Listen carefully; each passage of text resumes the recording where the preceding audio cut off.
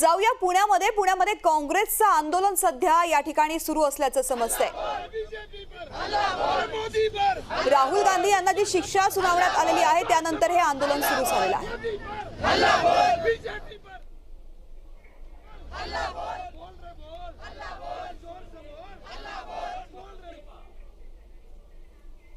आणि या ठिकाणून माझी सहकारी अश्विनी सातव डोके सध्या जोडली गेलेली आहे। अश्विनी, पुण्यामध्ये हे आंदोलन सुरू आहे, आंदोलकांचं नेमकं काय म्हणणं आहे?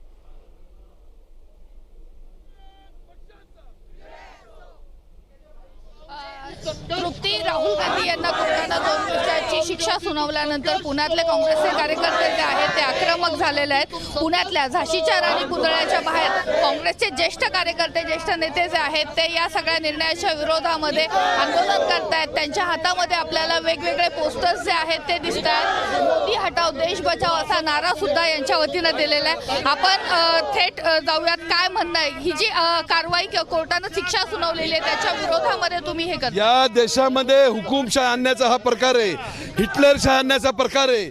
राहुल गांधीचा आवाज दाबण्याचा जो प्रयत्न करतात त्याचा निषेध म्हणून काँग्रेसचे कार्यकर्ते या ठिकाणी रस्त्यावरती आले आहेत। या ठिकाणी अशा तऱ्हेची मुस्करदाबी आम्ही कधी सहन करणार नाही।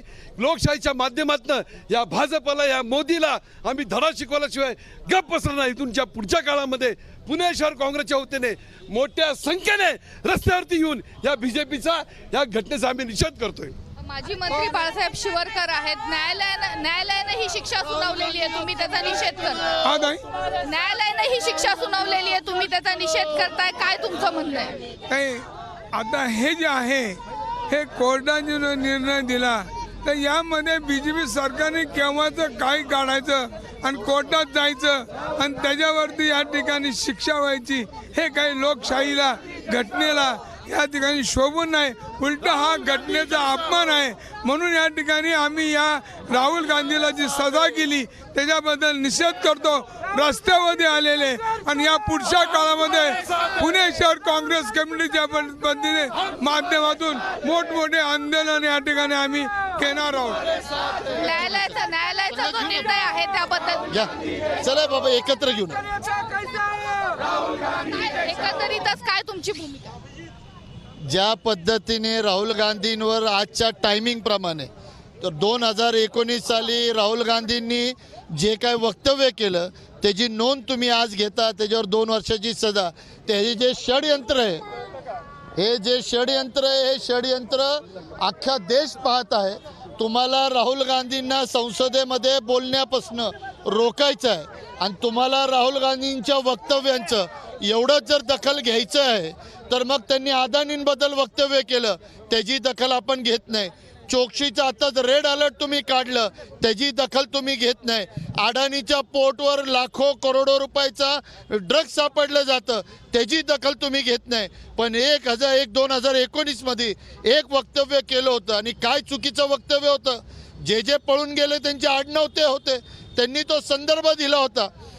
म्हणून येणाऱ्या काळामध्ये विरोधी पक्षामध्ये जेवढे नेते मंडळी असेल त्यांचं फ्रीडम ऑफ स्पीच, त्यांनी कुठंही वक्तव्य, तुमचे गैरव्यवहार, तुमचा भ्रष्टाचार हे कुठंही निघू नये म्हणून तुम्ही प्रत्येकाला जेलमध्ये डाबण्याचा, त्याच्यावर डिफेमेशन केस टाकण्याचा, संसदेमध्ये माईक बंद करण्याचा हे जे षडयंत्र तुम्ही करताय संपूर्ण भारत तुम्हाला बघतोय आणि येणाऱ्या काळामध्ये तुम्हाला त्याचा मतदानामध्ये त्याला उत्तर मिळेल। पण आम्हाला आज गर्व आहे राहुल गांधींवर, त्यांनी जे खऱ्याचं सत्याने जे संघर्ष करतात, प्रत्येक काँग्रेसचा कार्यकर्ता त्या संघर्षामध्ये सामील राहणार। येणाऱ्या काळामध्ये हे आंदोलन अजून तीव्र करणार एवढे आपल्याला सांगतो।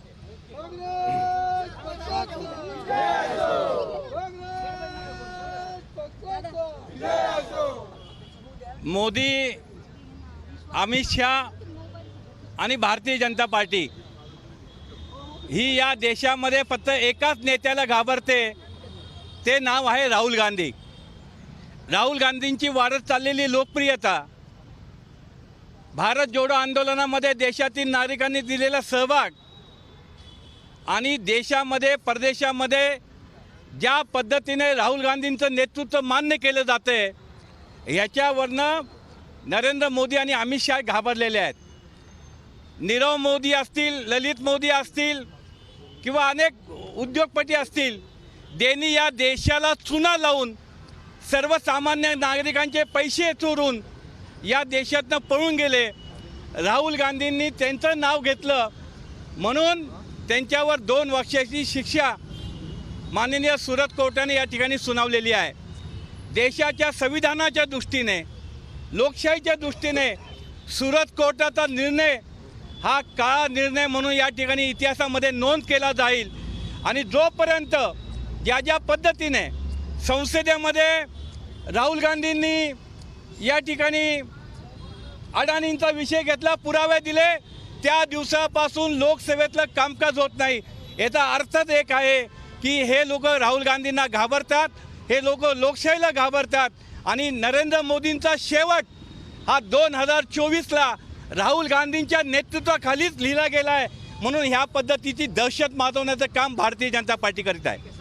एकंदरीत तृप्ती, आपण पाहिलं की भारतीय जनता पार्टी या माध्यमातून दहशत पसरवण्याचा, माजवण्याचा प्रयत्न करतोय असा आरोप जो आहे तो काँग्रेस कार्यकर्त्यांकडून केला जातो आणि येणाऱ्या काळामध्ये आणखीन तीव्र आंदोलन केलं जाईल असा इशारा सुद्धा काँग्रेसच्या कार्यकर्त्यांनी दिला.